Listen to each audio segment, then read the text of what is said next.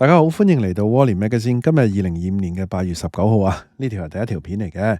哇，今集都大鑊啊！因為咧，我見到有幾日前嘅，但係咧華文媒體咧冇乜點報道，都有報道，但係得幾行啊。就係咩咧？哇，今次輪到渣打啦，咁好邪啊！早幾日前呢啲網民咧就問我：喂，渣打點啊？我話：咦，幾好啊，升得幾好啊！點知咧消息而家出咗啊，渣打醜聞啊！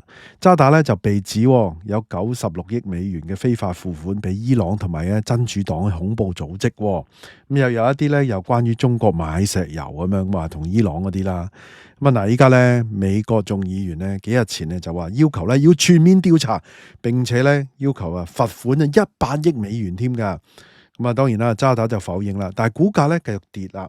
咁啊，到底呢一場係普通嘅一個公司渣打嘅問題，定係咧金融戰開始開打呢？同大家咧講下呢個消息，同埋討論下後續嗰個情況啊，係咪咁大鑊呢？喺開始之前，希望大家免費訂閱我頻道 ，subscribe 我 channel，comment like 同埋 share 埋俾你朋友啊！如果可以嘅話咧，免費 join 埋我 Patreon 作為後備。行有餘力嘅話咧，可以喺 Patreon 嗰度咧每個月請我飲咖啡嘅噃。另外咧，我有一個最高級別嘅會員，咁啊有額外嘅內容啊，敏感嘅議題同埋一啲付費嘅內容俾大家嘅。多謝大家。好，咁首先 credit 翻消息來源先啦。嗱，美國眾議員啊，共和黨嘅議員嘅 page，咁佢就話咧。喂，要調查呢單嘢啦，咁啊後面再講啦。同埋咧，美國嘅媒體啦，咁啊叫做 Gateway Pundit 呢個咁有兩篇嘅文章咧，報導好詳盡嘅。咁啊，另外咧01都有01都有兩篇報導，但係得幾行字嘅啫，唔係好齊嘅資料。咁啊，Bossmile 好啲，長少少。咁啊，但係咧整合埋頭先嗰扎嘢咧，咁啊同大家報導啦嚇。咁啊嗱，講翻啦，最新嘅發展就係咧，美國眾議院咁啊，共和黨會議主席啊，叫做 Elise Stefanik 啊，咁啊去信咧俾即係呢度咧，佢有公佈喺佢自己網站啦。咁啊呢個就係佢啦，咁啊俾你睇得多少少啦。咁啊佢係即係我諗都係支持阿 Trump 噶啦，係嘛？Trump 係咪 Trump 粉咧？應該都係啦，係嘛？咁啊佢去信咧就俾司法部部長，咁啊叫做咧 Pam Bondi。咁咧，跟住咧就要求咧立即展開嘅全面嘅調查，仲委任咗咧新澤西州嘅代理檢察官接手添㗎。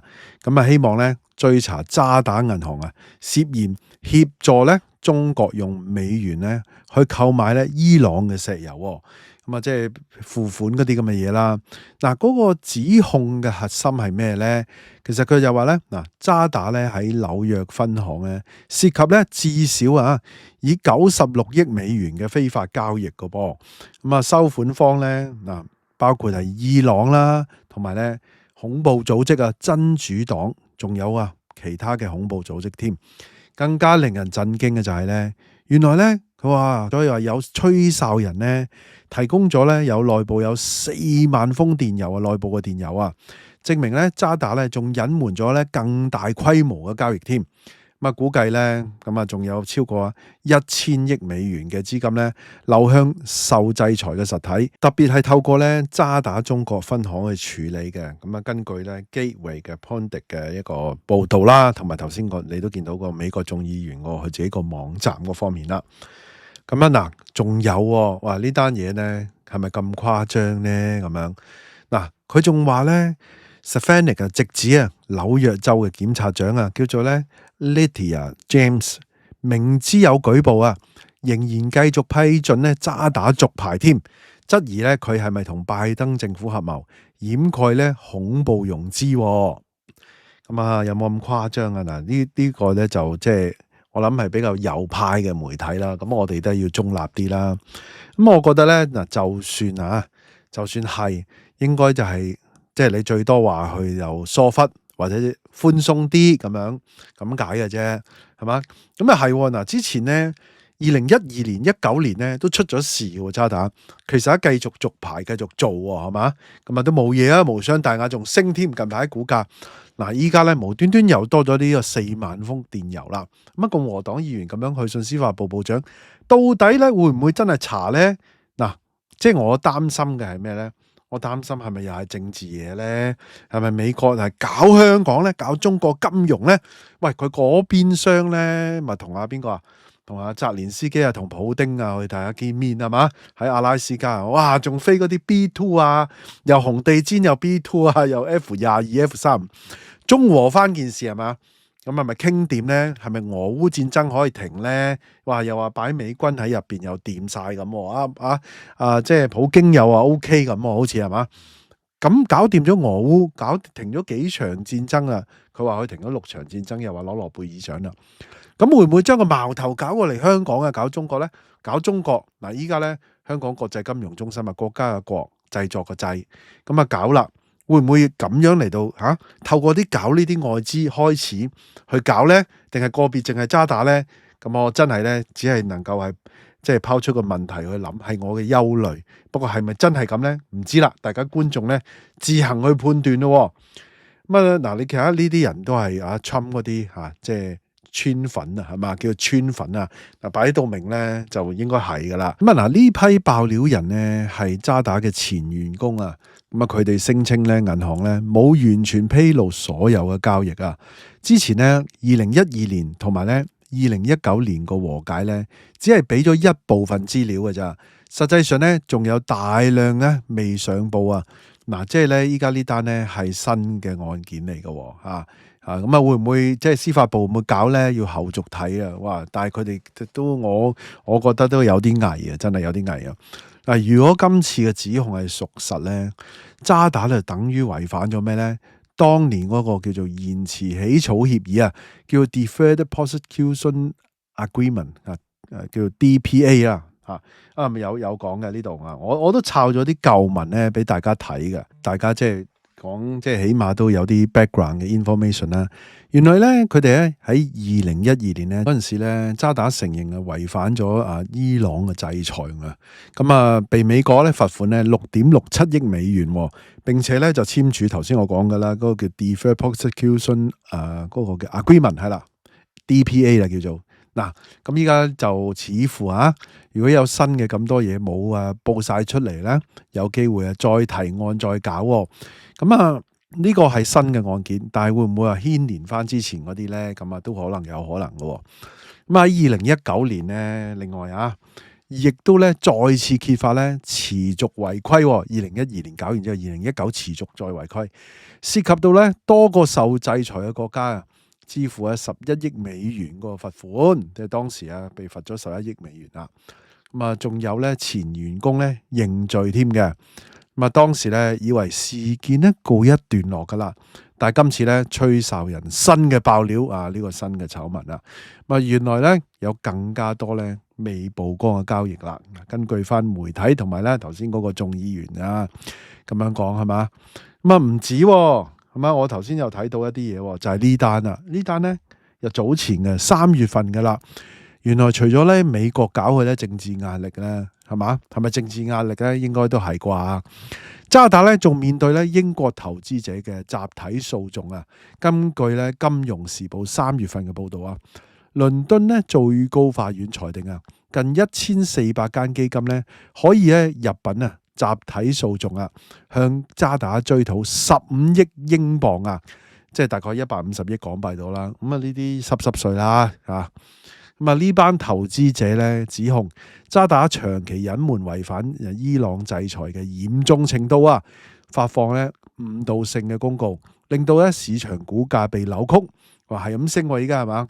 佢哋咧依靠錯誤嘅信息入市，結果咧蒙受損失。呢單嘢咧3月份嘅，但係咧啱啱呢個吹哨啦，呢個議員走出嚟嘈嘅咧係啱啱8月15號嘅。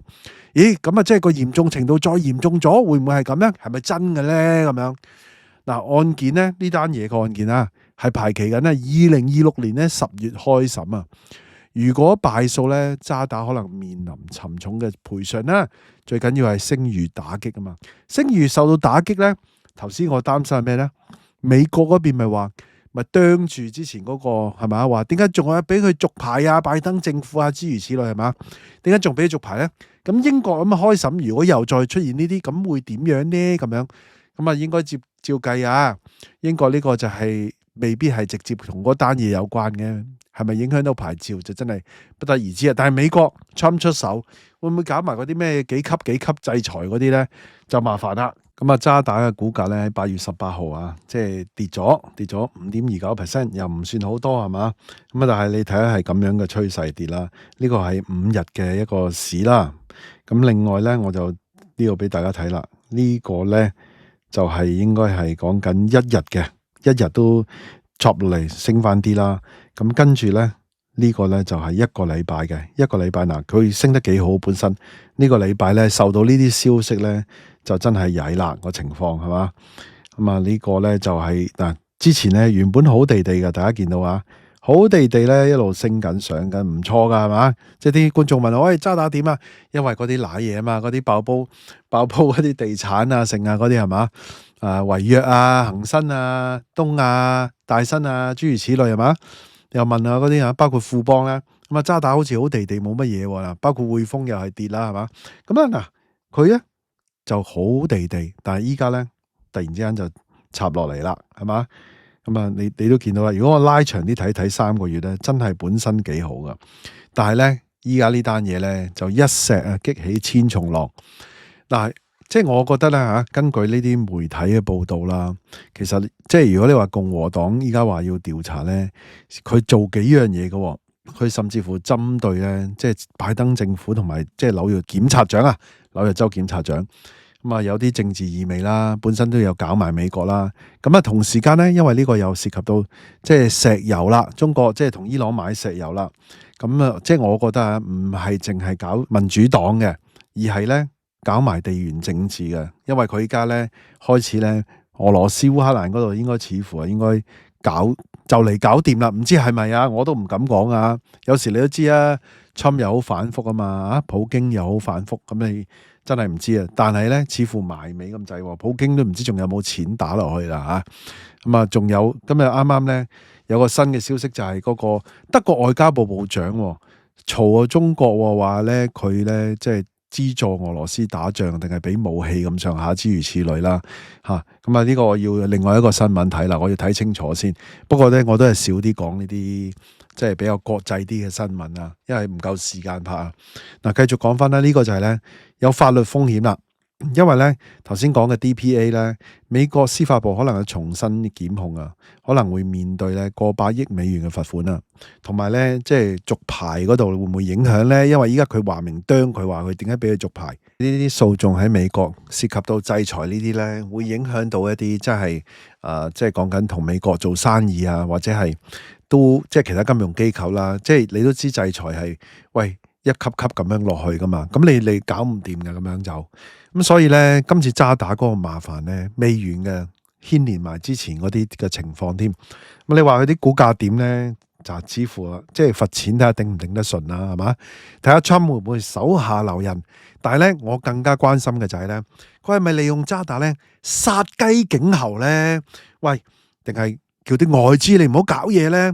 咁以後如果中國淨係用中資，咁佢係咪全力打擊嗰啲中資嘅銀行，定係點樣咧？嗱，依家東莞銀行係喺中環啊，高調開張啦。咁係咪咧取代翻呢啲外資去做嘢咧？據01報道啦，好短嘅就話渣打咧就話呢樣嘢無中生有啦。咁啊否認有啲咁嘅事情，冇啊冇。咁啊，一於咧睇下係咪真係咧，即係啲人係捏造定係點樣咧？搞咁多大龍鳳係嘛？嗰啲人都幾高層嘅喎，搞嗰啲係嘛？好啦，今集內容差唔多啦。咁啊，大家有啲咩睇法咧？不妨喺下低留言啦。大家都聽到嚟呢度啦，希望大家 like 埋呢條片啦 ，share 埋俾朋友，記得未 subscribe 嘅要 subscribe 埋啊！可以嘅話，join埋我 Patreon啦。多謝收看，拜拜。